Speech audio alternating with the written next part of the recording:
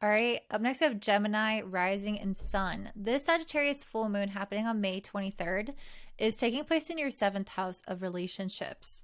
And I really feel like this message overall does tie to the previous one, the new moon message. So if you haven't watched that, definitely check that out, the new moon in Taurus. But there's something here that we're trying to manifest, that at this full moon, we're realizing that we need to approach things differently. We need to have a lot of patience.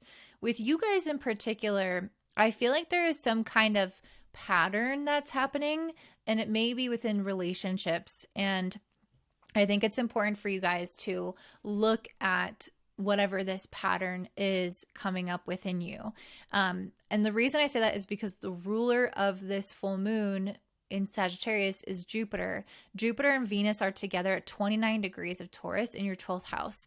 So there is something fixed and stubborn and rigid about 29 degrees of Taurus. And that does indicate that there's something maybe in your psyche or in your past that has solidified a pattern, a habit, a way of thinking that is impacting your relationships and likely your relationship with yourself as well. That is ultimately, I feel like, holding you back in some kind of way. And this is a time where I feel like you're really meant to reflect on your own attachments. So the reason I say this is I have the Devil in reverse, and then I have the Justice in reverse. So the Devil upright is all about the things that we are attached to, the shadow self, the dark self. When this is in reverse, it's a time when this is being obvious to us and it's being released. It's coming out in the open. So we're starting to see the shadows. We're starting to see our attachments to things. And I think that that's very much a 12th house theme where Jupiter is the ruler of the moon. The 12th house is about self-sabotage. It's about things in the or subconscious that affect our behaviors, and very much related to attachments because Taurus is all about attachments where Jupiter is. So this is what I feel like we're examining. We're examining our attachments and the shadow self.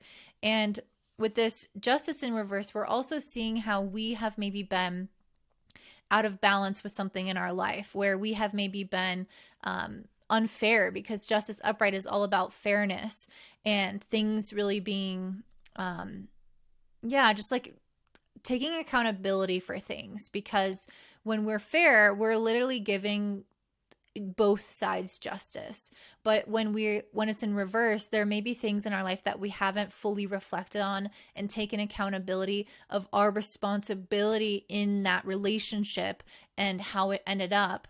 And so those things can come back up. So it's important time for us with this Hermit card also to reflect, to do the inner work, to look at the shadows and our attachments, and mostly like our attachment to the way that we want to see ourselves, with the sun being in the first house. You know, maybe I want to see myself as a good person, somebody who doesn't do this, somebody who doesn't do that. And this full moon, you might realize that there's more complexity to you, that there's more driving your behaviors, and you might be negatively affecting people at times, and you might have to take responsibility for some of those actions. And so I think that this full moon is trying to bring all of that to the surface so that you can manifest what you really want, which maybe is a better type of relationship, more stability, more success, more confidence, whatever it is. It's like you're not going to be able to manifest that, though, if this area of your life goes unaddressed. And so it's important to look at your past, look at your dynamics with others, and take accountability where there needs to be accountability. And I do think that this ultimately does impact your career and your life goals and your objectives and how you move forward in life, because this aspect also sextiles, the Jupiter Neptune aspect also makes an exact sextile to Neptune in your 10th house. So there's something about this that's actually quite healing for you, that is going to help propel you towards, I guess, more of self-trust within your career as a result of reflecting on where you can take more accountability personally in your personal life. Okay. Another thing that I'm seeing here for you guys is there's something about maybe not having the full experience for something. And I see that with this Fool card in reverse and this Inexperienced card in reverse. There's something here that I feel like you guys are trying to do or to initiate that you are maybe like not qualified for, or you don't actually know how the consequences are going to be if you take part in this thing. You know, this card was mentioning like don't bite the forbidden fruit if you're not willing to pay the price. So something here around, you know, you're kind of on the precipice of wanting to do something, wanting to initiate something or dive into something, but it's like you don't fully realize the consequences of doing that.